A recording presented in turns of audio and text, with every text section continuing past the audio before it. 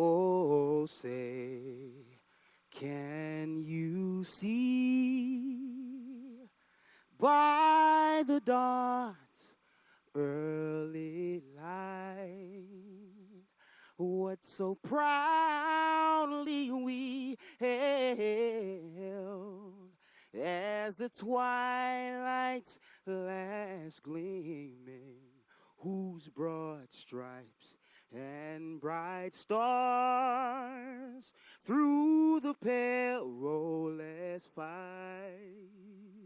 o'er the ramparts we watched were so gallantly streaming, and the rockets' red glare, the bombs bursting in air, gave proof through the night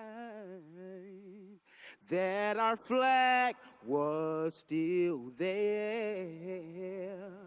Oh, say does that star-spangled banner yet wave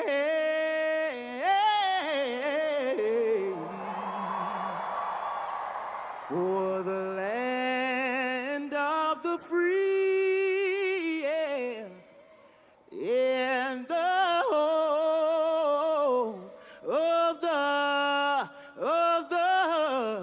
brave.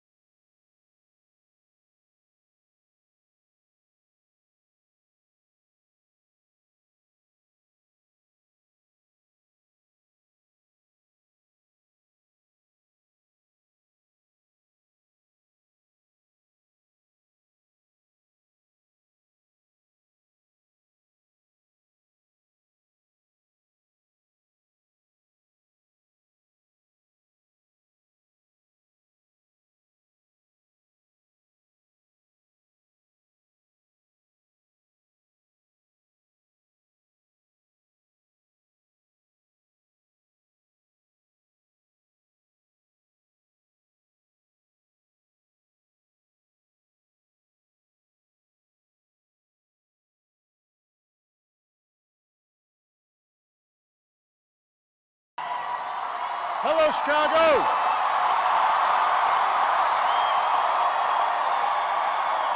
It's good to be home. Thank you. Thank you, everybody. Thank you. Thank you. Thank you.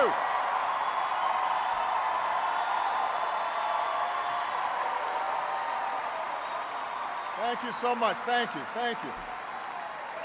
Thank you. It's good to be home. Thank you. Thank you. Thank you.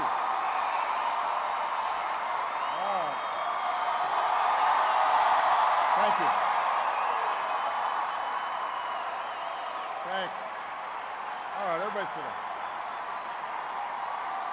We're on live TV here. I gotta move. Come on.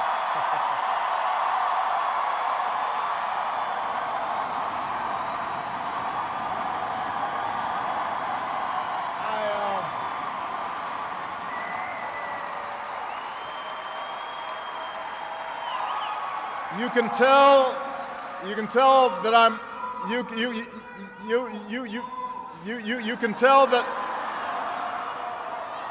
you can tell that I'm a lame duck because nobody's following instructions. Everybody have a seat.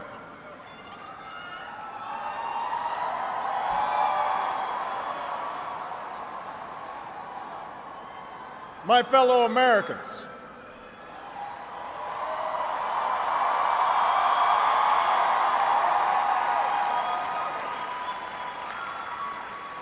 Michelle and I have been so touched by all the well wishes that we've received over the past few weeks. But tonight it's my turn to say thanks. Whether we have seen eye to eye or rarely agreed at all, my conversations with you, the American people, in living rooms and in schools, at farms, on factory floors, at diners, and on distant military outposts. Those conversations are what have kept me honest and kept me inspired and kept me going.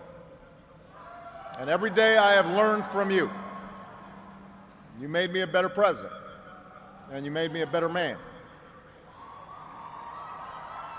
So I first came to Chicago when I was in my early 20s, and I was still trying to figure out who I was, still searching for a purpose in my life. And it was the neighborhood not far from here where I began working with church groups in the shadows of closed steel mills. It was on these streets where I witnessed the power of faith and the quiet dignity of working people in the face of struggle and loss. I can't do that.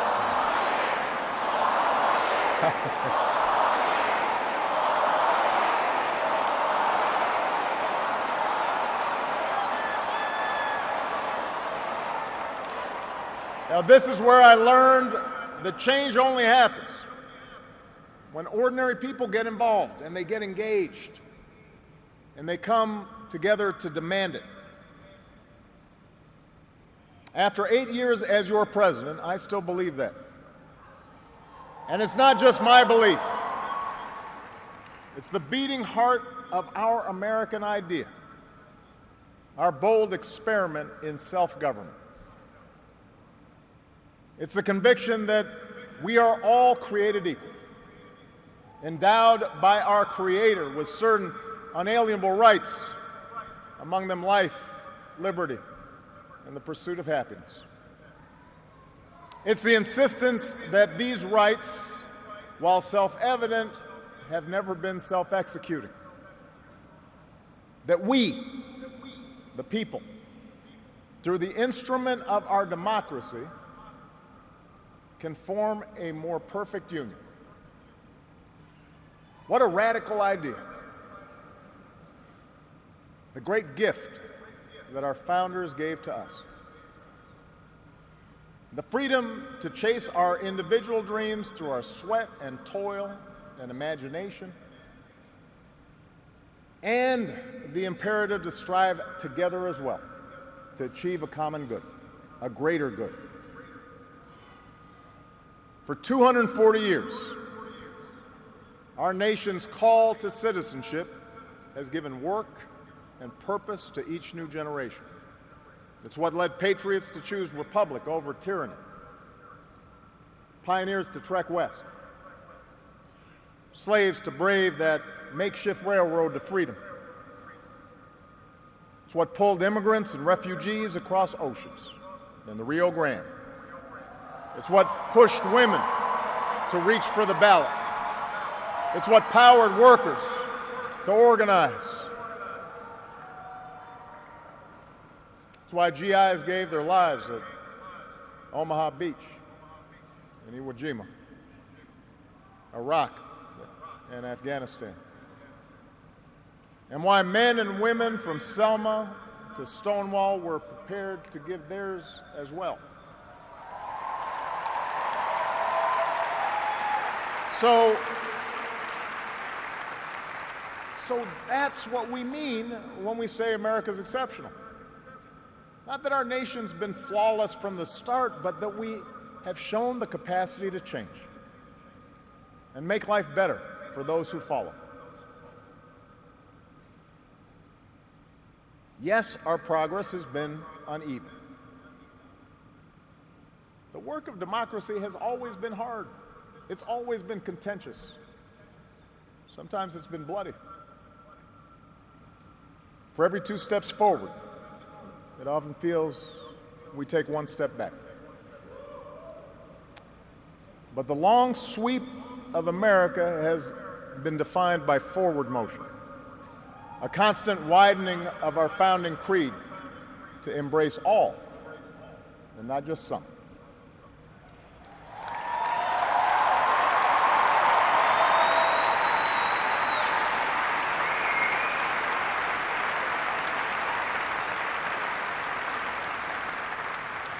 If I had told you 8 years ago that America would reverse a Great Recession, reboot our auto industry, and unleash the longest stretch of job creation in our history,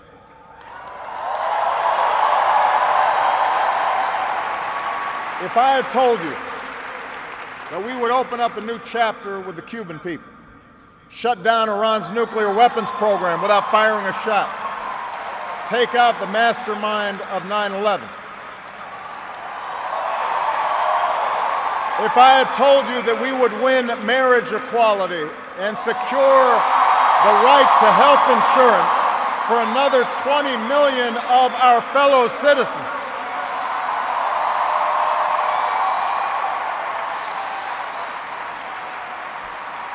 if I had told you all that, you might have said our sights were set a little too high.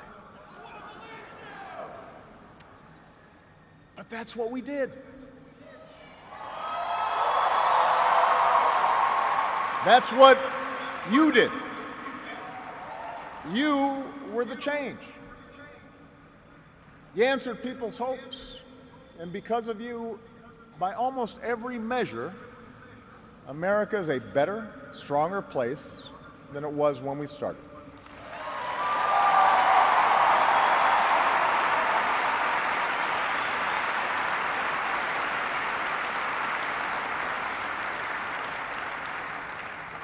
In 10 days, the world will witness a hallmark of our democracy. No. The peaceful transfer of power from one freely elected president to the next.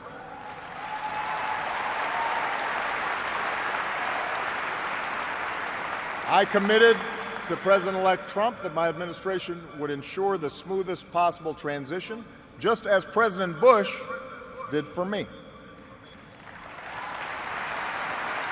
Because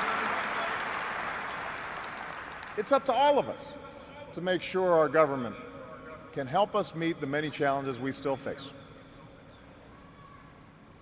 We have what we need to do so. We have everything we need to meet those challenges. After all, we remain the wealthiest, most powerful, and most respected nation on earth. Our youth, our drive, our diversity and openness, our boundless capacity for risk and reinvention means that the future should be ours. But that potential will only be realized if our democracy works. Only if our politics better reflects the decency of our people. Only if all of us, regardless of party affiliation or particular interests, help restore the sense of common purpose that we so badly need right now. And that's what I want to focus on tonight, the state of our democracy. Understand, democracy does not require uniformity. Our founders argued, they quarreled, eventually they compromised. They expected us to do the same. But they knew that democracy does require a basic sense of solidarity. The idea that for all our outward differences, we're all in this together, that we rise or fall as one.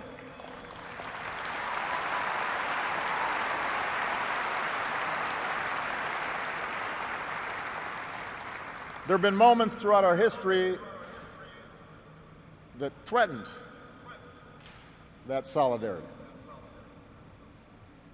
And the beginning of this century has been one of those times.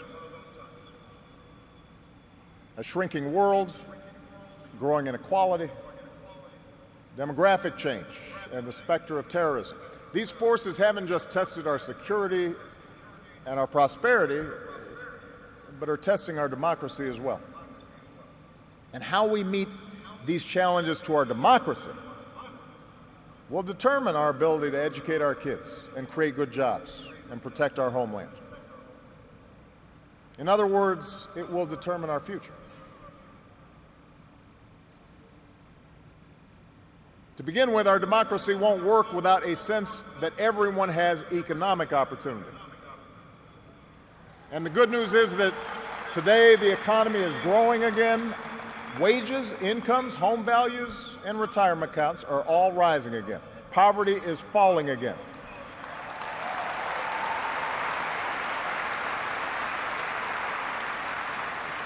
The wealthy are paying a fair share of taxes, even as the stock market shatters records.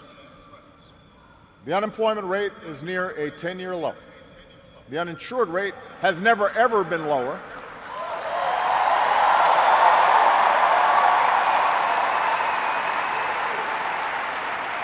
Healthcare costs are rising at the slowest rate in 50 years.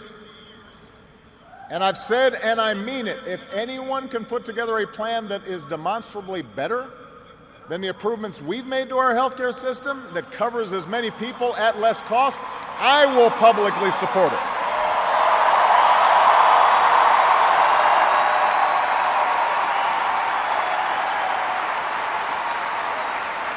Because that, after all, is why we serve.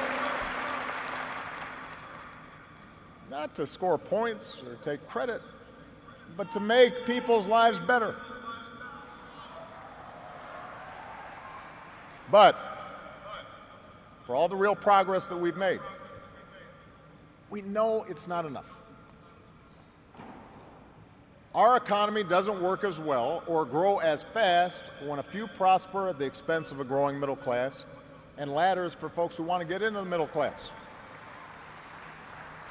That's the economic argument, but stark inequality is also corrosive to our democratic idea. While the top 1% has amassed a bigger share of wealth and income, too many of our families in inner cities and in rural counties have been left behind.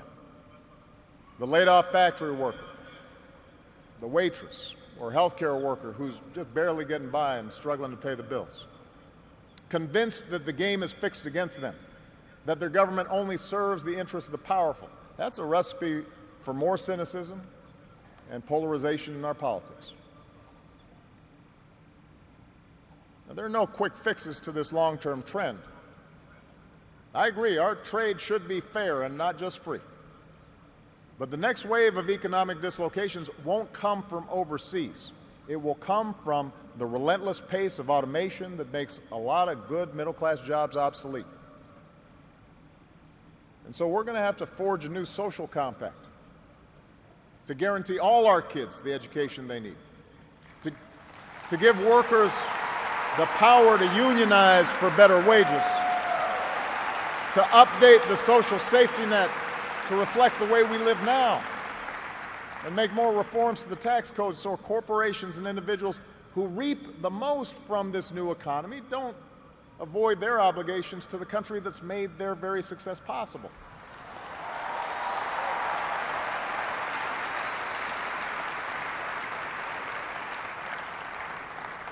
We can argue about how to best achieve these goals, but we can't be complacent about the goals themselves. For if we don't create opportunity for all people, the disaffection and division that has stalled our progress will only sharpen in years to come. There's a second threat to our democracy, and this one is as old as our nation itself. After my election, there was talk of a post-racial America. And such a vision, however well-intended, was never realistic. Race remains a potent and often divisive force in our society. Now, I've lived long enough to know that race relations are better than they were 10 or 20 or 30 years ago, no matter what some folks say. You can see it not just in statistics, you see it in the attitudes of young Americans across the political spectrum. But we're not where we need to be. And all of us have more work to do. If every economic issue is framed as a struggle between a hardworking white middle class and an undeserving minority, then workers of all shades are going to be left fighting for scraps while the wealthy withdraw further into their private enclaves.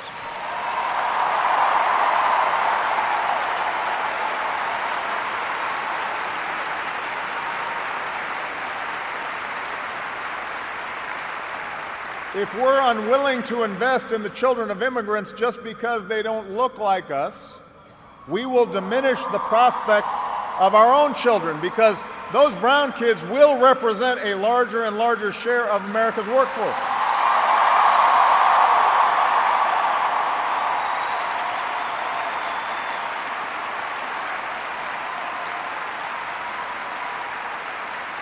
And we have shown that our economy doesn't have to be a zero-sum game.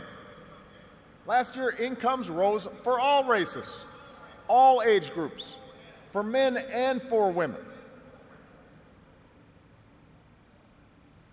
So if we're going to be serious about race going forward, we need to uphold laws against discrimination in hiring and in housing and in education and in the criminal justice system.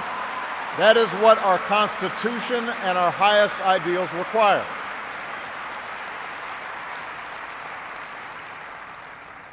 But laws alone won't be enough. Hearts must change. They won't change overnight.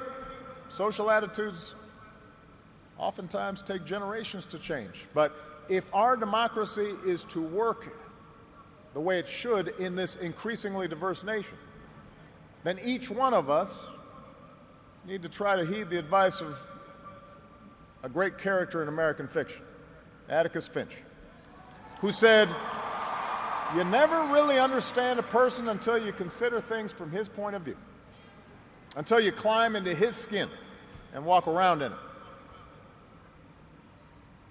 For blacks and other minority groups, that means tying our own very real struggles for justice to the challenges that a lot of people in this country face.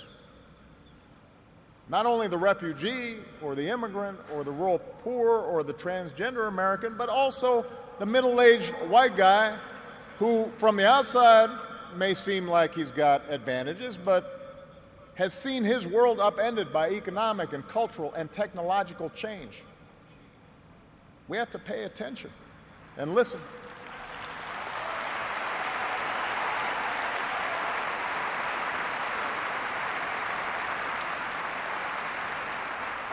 For white Americans, it means acknowledging that the effects of slavery and Jim Crow didn't suddenly vanish in the 60s. That when minority groups voice discontent, they're not just engaging in reverse racism or practicing political correctness. When they wage peaceful protests, they're not demanding special treatment, but the equal treatment that our founders promised.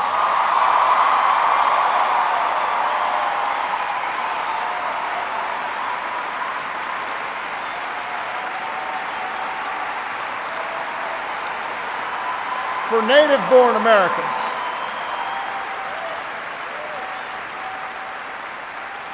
native-born Americans, it means reminding ourselves that the stereotypes about immigrants today were said almost word for word about the Irish and Italians and Poles, who it was said were going to destroy the fundamental character of America.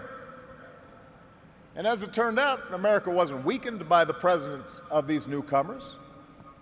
These newcomers embraced this nation's creed, and this nation was strengthened. So, regardless of the station that we occupy, we all have to try harder. We all have to start with the premise that each of our fellow citizens loves this country just as much as we do, that they value hard work and family just like we do, that their children are just as curious and hopeful and worthy of love as our own.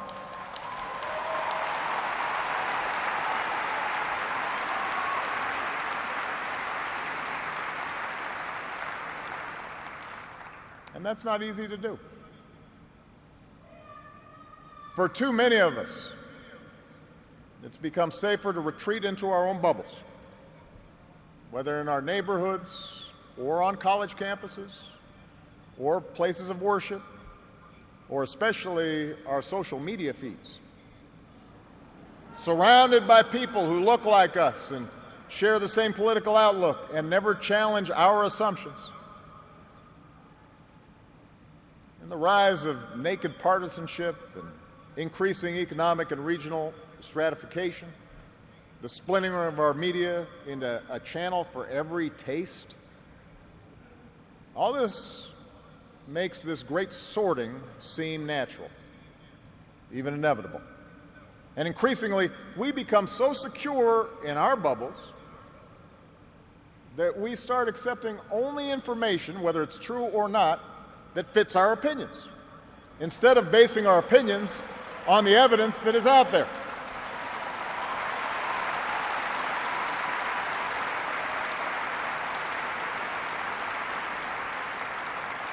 And this trend represents a third threat to our democracy. Look, politics is a battle of ideas. That's how our democracy was designed. In the course of a healthy debate, we prioritize different goals and the different means of reaching them. But without some common baseline of facts, without a willingness to admit new information, and concede that your opponent might be making a fair point, and that science and reason matter, then we're going to keep talking past each other, and we'll make common ground and compromise impossible.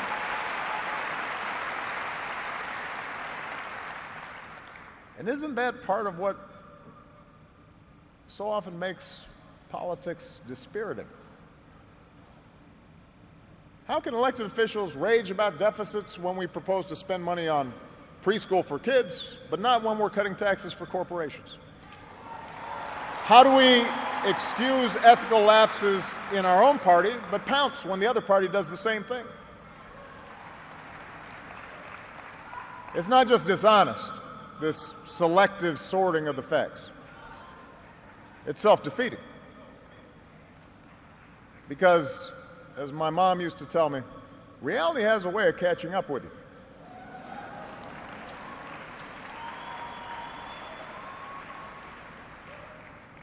Take the challenge of climate change. In just 8 years, we've halved our dependence on foreign oil. We've doubled our renewable energy. We've led the world to an agreement that has the promise to save this planet.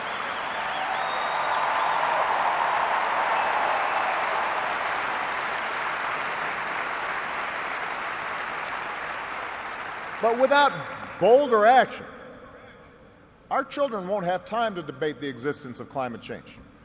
They'll be busy dealing with its effects. More environmental disasters, more economic disruptions, waves of climate refugees seeking sanctuary. Now, we can and should argue about the best approach to solve the problem. But to simply deny the problem not only betrays future generations, it betrays the essential spirit of this country, the essential spirit of innovation and practical problem solving that guided our founders.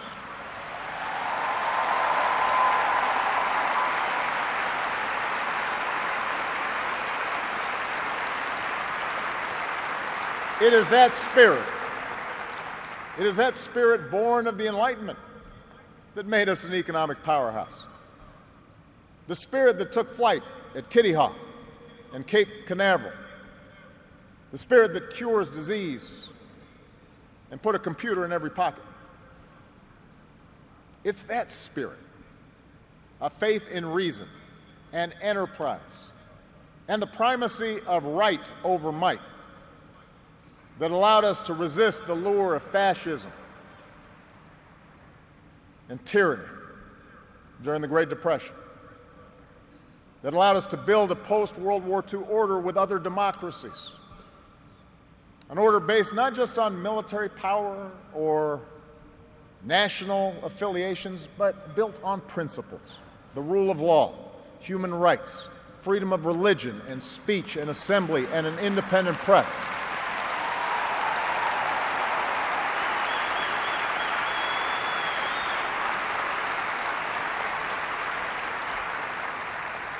That order is now being challenged. First, by violent fanatics who claim to speak for Islam. More recently, by autocrats in foreign capitals who see free markets and open democracies and civil society itself as a threat to their power. The peril each poses to our democracy is more far-reaching than a car bomb or a missile. They represent the fear of change, the fear of people who look or speak or pray differently, a contempt for the rule of law that holds leaders accountable, an intolerance of dissent and free thought, a belief that the sword or the gun or the bomb or the propaganda machine is the ultimate arbiter of what's true and what's right.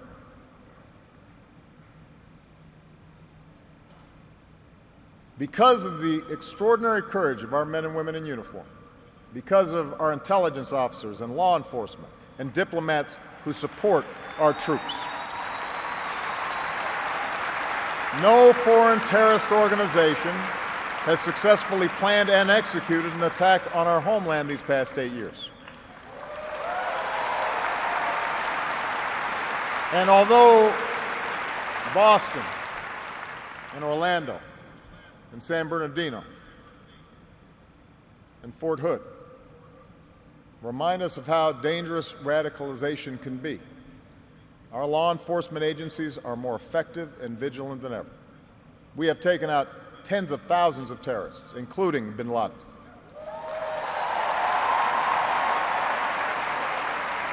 The global coalition we're leading against ISIL has taken out their leaders and taken away about half their territory. ISIL will be destroyed, and no one who threatens America will ever be safe. And to all who serve or have served, it has been the honor of my lifetime to be your commander-in-chief. And we all owe you a deep debt of gratitude.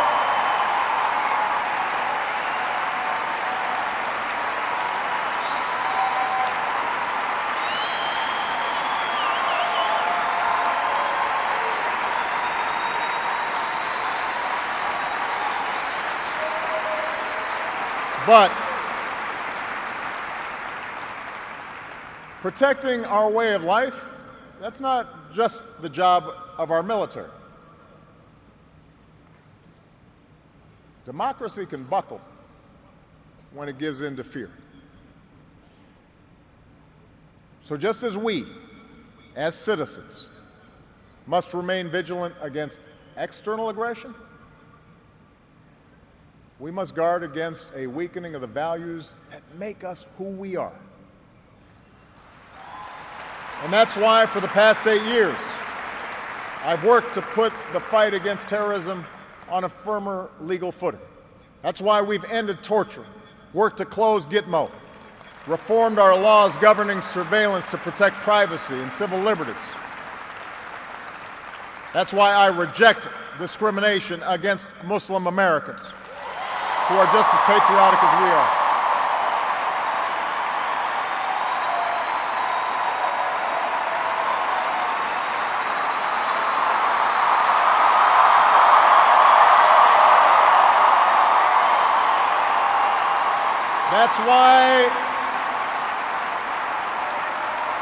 That's why we cannot withdraw.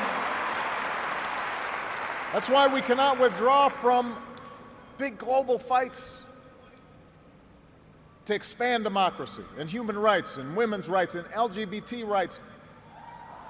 No matter how imperfect our efforts, no matter how expedient ignoring such values may seem, that's part of defending America.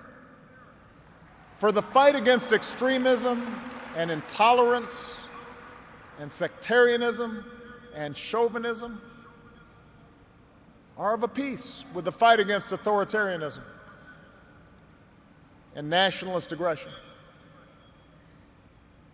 If the scope of freedom and respect for the rule of law shrinks around the world, the likelihood of war within and between nations increases. And our own freedoms will eventually be threatened. So let's be vigilant but not afraid.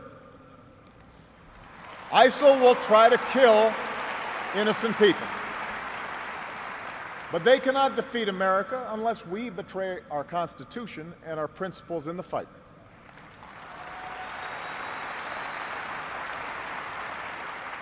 Rivals like Russia or China cannot match our influence around the world unless we give up what we stand for and turn ourselves into just another big country that bullies smaller neighbors.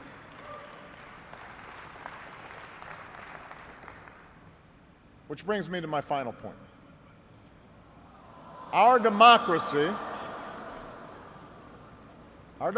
is threatened whenever we take it for granted.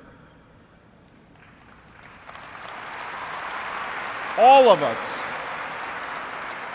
regardless of party, should be throwing ourselves into the task of rebuilding our democratic institutions. When voting rates in America are some of the lowest among advanced democracies, we should be making it easier, not harder, to vote.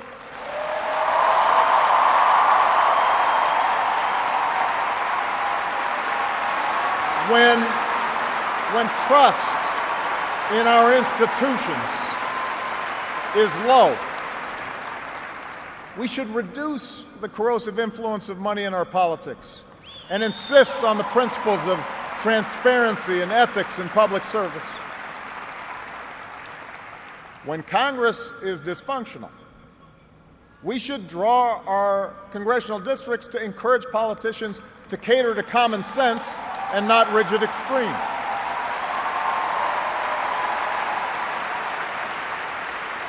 But remember, none of this happens on its own. All of this depends on our participation, on each of us accepting the responsibility of citizenship, regardless of which way the pendulum of power happens to be swinging. Our Constitution is a remarkable, beautiful gift. But it's really just a piece of parchment. It has no power on its own. We, the people, give it power. We, the people, give it meaning with our participation and with the choices that we make and the alliances that we forge. Whether or not we stand up for our freedoms, whether or not we respect and enforce the rule of law, that's up to us. America's no fragile thing, but the gains of our long journey to freedom are not assured. In his own farewell address, George Washington wrote that self-government is the underpinning of our safety, prosperity, and liberty. But from different causes and from different quarters, much pains will be taken to weaken in your minds the conviction of this truth. And so we have to preserve this truth with jealous anxiety that we should reject the first dawning of every attempt to alienate any portion of our country from the rest, or to enfeeble the sacred ties that make us one.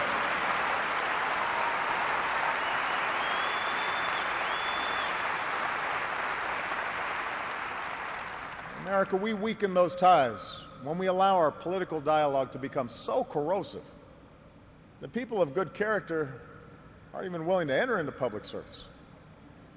So coarse with rancor that Americans with whom we disagree are seen not just as misguided, but as malevolent.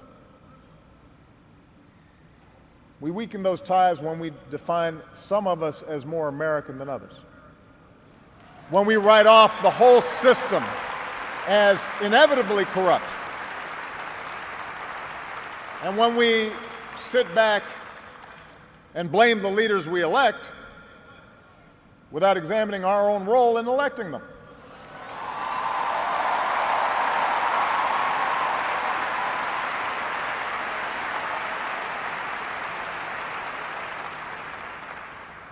It falls to each of us to be those anxious, jealous guardians of our democracy,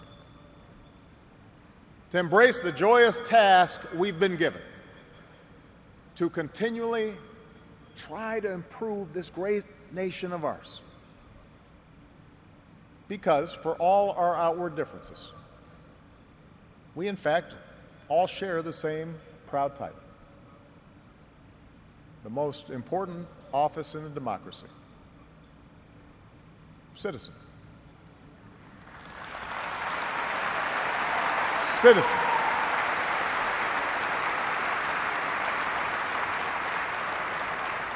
So you see, that's what our democracy demands. It needs you. Not just when there's an election, not just when your own narrow interest is at stake, but over the full span of a lifetime. If you're tired of arguing with strangers on the internet, try talking with one of them in real life.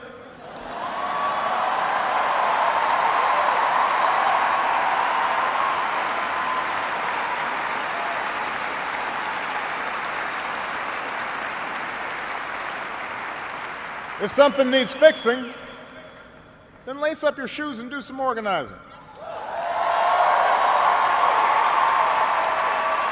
If you're disappointed by your elected officials, grab a clipboard, get some signatures, and run for office yourself.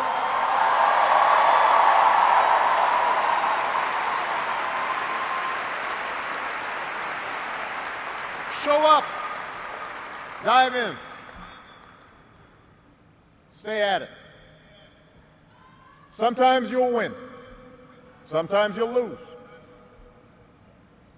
Presuming a reservoir of goodness in other people, that can be a risk.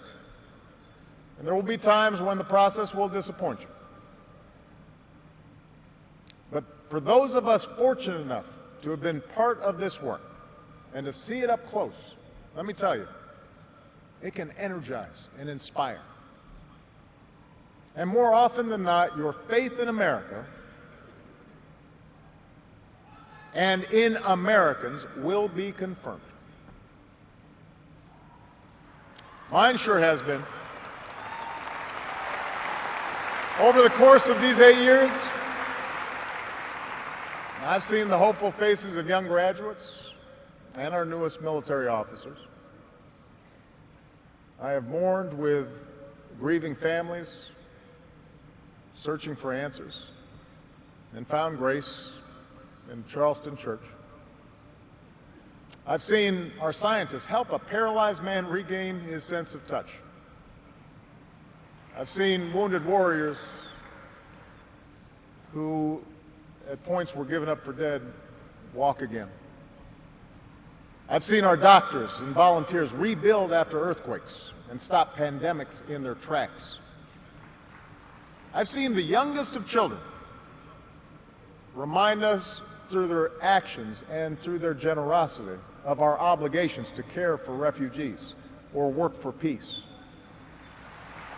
And above all, to look out for each other.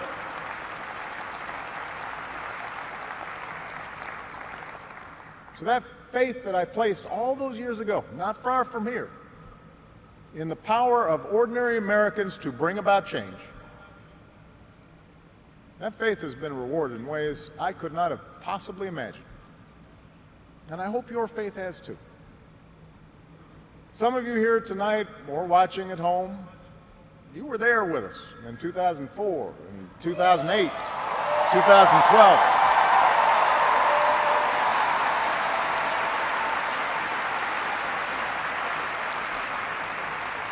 Maybe you still can't believe we pulled this whole thing off. Let me tell you, you're not the only ones. Michelle,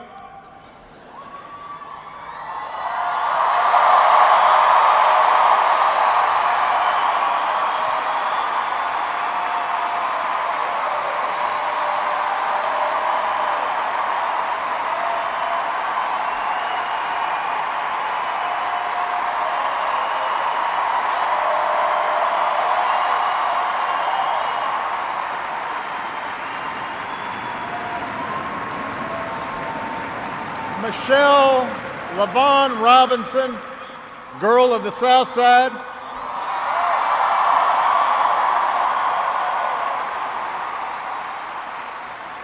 For the past 25 years, you have not only been my wife and mother of my children, you have been my best friend.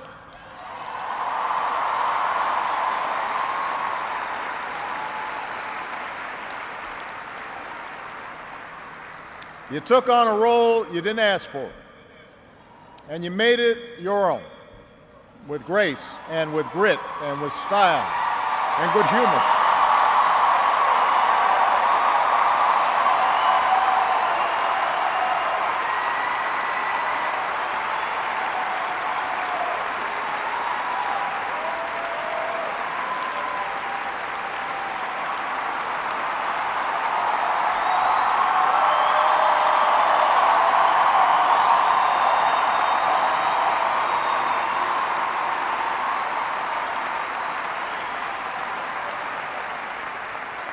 You made the White House a place that belongs to everybody.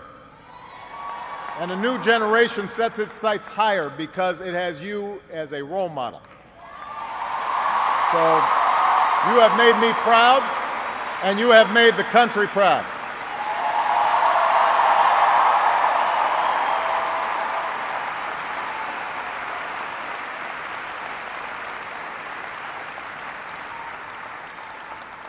Malia and Sasha, under the strangest of circumstances, you have become two amazing young women. You are smart and you are beautiful, but more importantly, you are kind and you are thoughtful and you are full of passion. And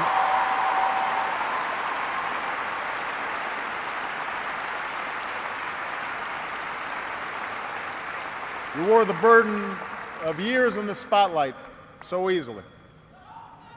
Of all that I have done in my life, I am most proud to be your dad.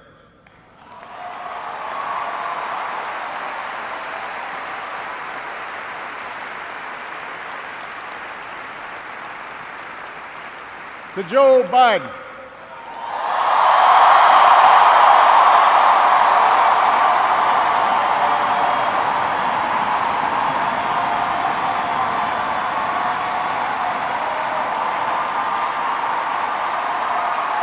the scrappy kid from Scranton, who became Delaware's favorite son. You were the first decision I made as a nominee, and it was the best. Not just because you have been a great vice president, but because in the bargain I gained a brother. And we love you and Jill like family, and your friendship has been one of the great joys of our lives.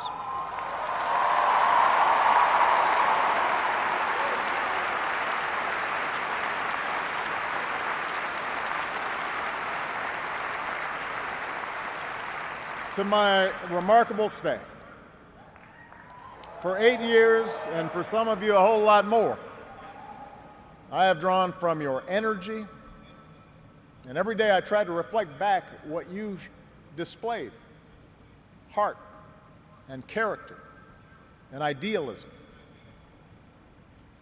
I've watched you grow up, get married, have kids, start incredible new journeys of your own.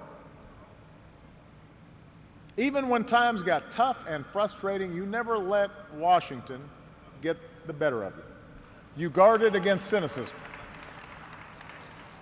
And the only thing that makes me prouder than all the good that we've done is the thought of all the amazing things that you are going to achieve from here.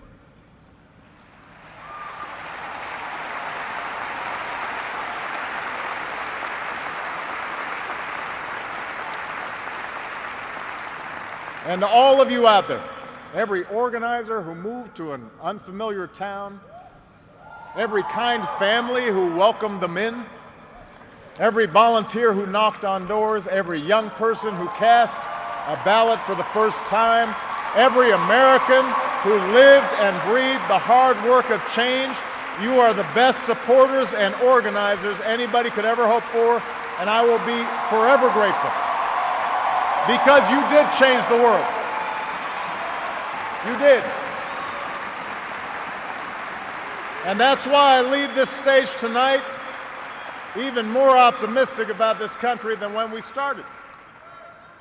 Because I know our work has not only helped so many Americans, it has inspired so many Americans, especially so many young people out there, to believe that you can make a difference, to hitch your wagon to something bigger than yourselves.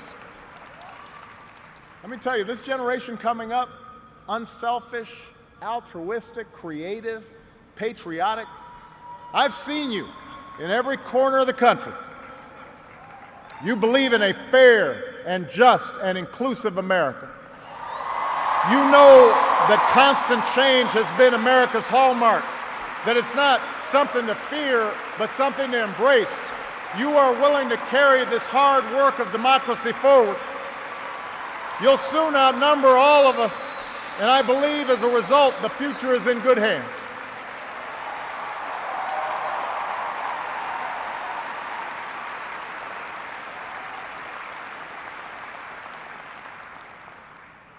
My fellow Americans, it has been the honor of my life to serve you. I won't stop. In fact, I will be right there with you as a citizen for all my remaining days. But for now, whether you are young or whether you're young at heart, I do have one final ask of you as your president. The same thing I asked when you took a chance on me 8 years ago. I'm asking you to believe, not in my ability to bring about change, but in yours. I'm asking you to hold fast to that faith written into our founding documents, that idea whispered by slaves and abolitionists, that spirit sung by immigrants and homesteaders and those who marched for justice, that creed reaffirmed by those who planted flags from foreign battlefields to the surface of the moon, a creed at the core of every American whose story is not yet written. Yes, we can. Yes, we did. Yes, we can. Thank you. God bless you. May God continue to bless the United States of America. Thank you.